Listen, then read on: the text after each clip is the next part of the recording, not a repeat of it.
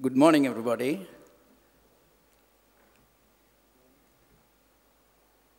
His Excellency, Mr.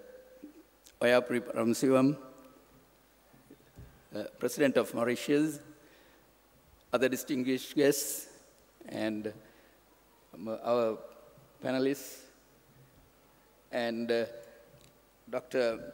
Vimala, I think she gave a wonderful introduction this morning, covering the social responsibility of corporations.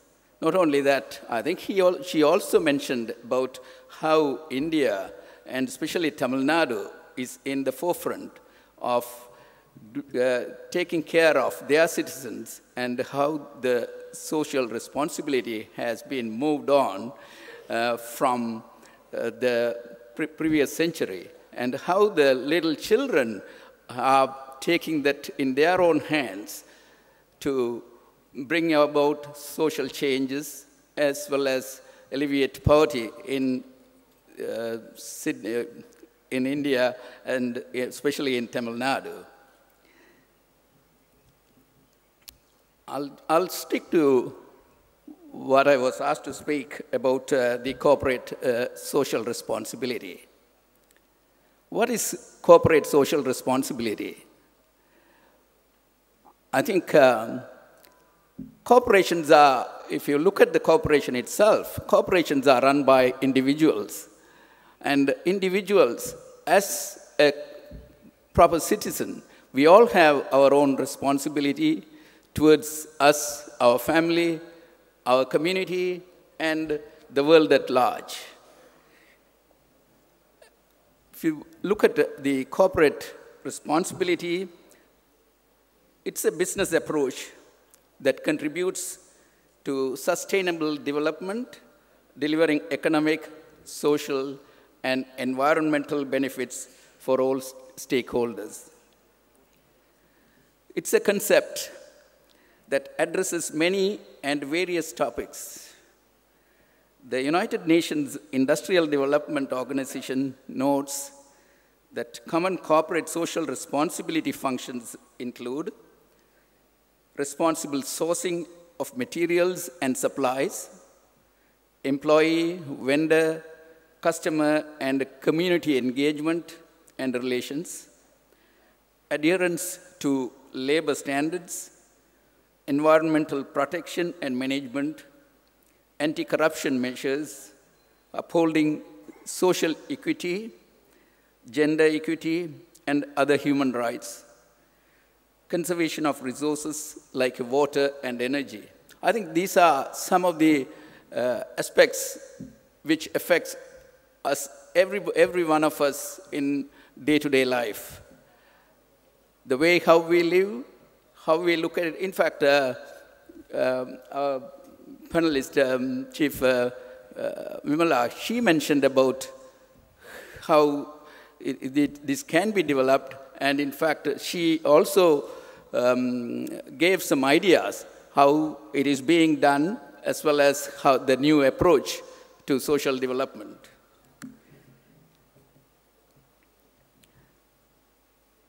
This corporate social responsibility is also referred to as a triple bottom line approach that considers the economic, social, and environmental aspects of corporate activity. What does corporate social responsibility do to the company? It improves public image, increases media coverage, boosts employee engagement, attracts and retains investors, attracts new customers, new business opportunities, increased sales, customer loyalty, environmental protection, and sustainability. Some businesses have as their main purpose the fulfillment of social or environmental goals, as opposed to a business that tries to achieve its financial goals while minimizing any negative impact on society or the environment. These businesses are called the social enterprises. If we take Australia, where I come from. At the moment, there is a Royal Commission which is probing into the banking and financial sector. And they uncovered a number of unethical lending practices and fees charged to customers for no services rendered. And these are by the major banks in Australia. So even the banking regulators, they were sleeping at their desk, and they came under scathing attack by the Commission. The Commission they haven't given the final report. It's due only in February 2019. Despite increasing visibility of corporate social responsibility, initiatives over the last decade shows real change in corporate behavior has tended to be modest. So we haven't really seen the impact of the social responsibility in some of the organizations. If you look at also, we have a company from India, and it's an Indian mining and energy company. You might be knowing this company. It's Adani. Adani is seeking to build the world's biggest coal mine in Australia, in Queensland. Adani's Carmichael coal mine has become notorious for its sheer scale and for the damage it will cause to the Great Barrier Reef. Great Barrier Reef is one of the World Heritage Site in Australia. To the vast quantities of groundwater, to the world's climate, and to threatened species. Adani has a documented history of corruption, bribery, and human rights abuses across the world, and a multi-billion-dollar fraud in India itself. But at the same time, do you know, India is the first country in the world to make corporate social responsibility mandatory. Businesses can invest their profits in areas such as education, poverty, gender equality, and hunger. Companies such as Tata Group, Ultratech Cement, Mahindra and Mahindra, Reliance Group, they all carry out various corporate social responsibility projects, most of which are community improvement and poverty alleviation programs. Through self-help groups, it is engaged in women empowerment activities, income generation, rural community development, and other social welfare programs. In the field of education, the Tata Group provides scholarships and endowments for numerous institutions. They also engage in healthcare projects, economic empowerment through agricultural programs, environment project protection, providing sports scholarships, and infrastructure development. On the other hand, I think we are all aware of companies such as Sterlite's copper smelter operation in Tamil Nadu. Sterlite was rejected in Maharashtra in 1993, but it was established in Thoothukudi in 1994 and continued to expand its operation.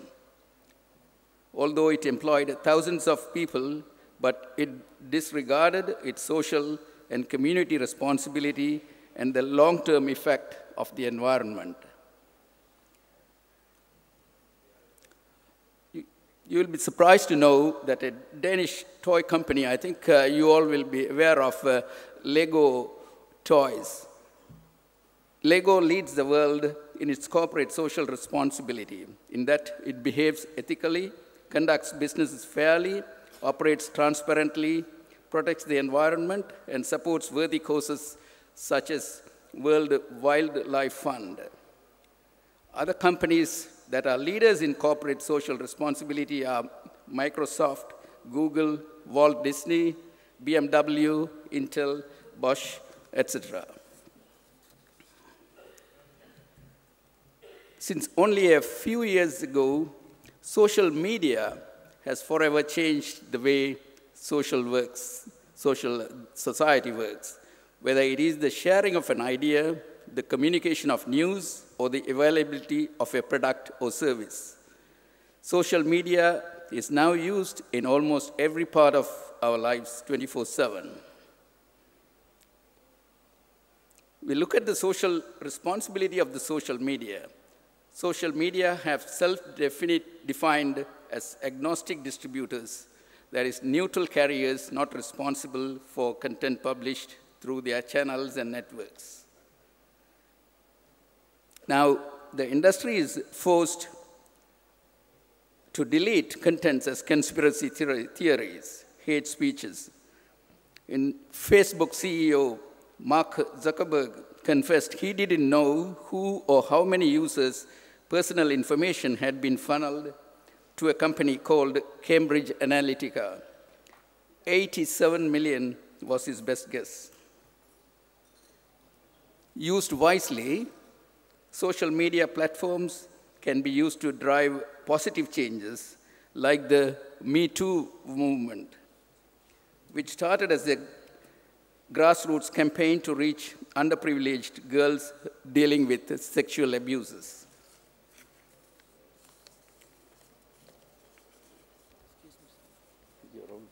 Okay, I think his time is up, it looks like. But Me Too movement, as we all know, has developed into a big movement even in India. And there are a number of high-profile cases which are being looked at by the Indian government and the judiciary.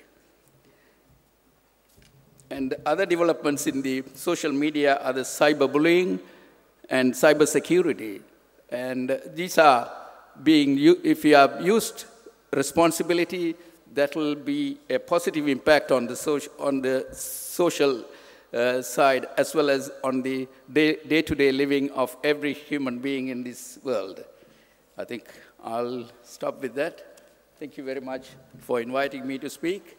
Thank you, Dr. Sampath, and everybody.